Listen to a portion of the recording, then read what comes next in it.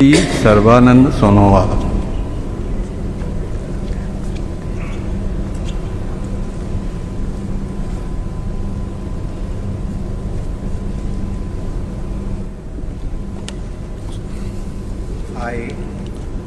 I, Sarvananda Sonowal,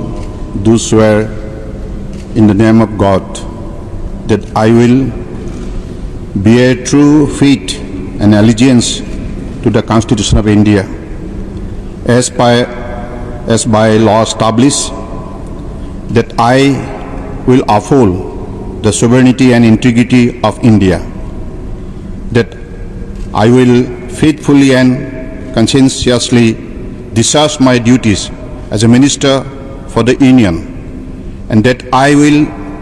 do right to all manner of people in accordance with the Constitution and the law, without fear or favor, affection or ill will. I, Sarvananda Sonowal, do swear in the name of God that I will not directly or indirectly communicate or reveal to any person or persons any matter which shall be brought under my consideration or shall become known to me as a minister for the Union, except as may be required for the due discharge of my duties as such minister.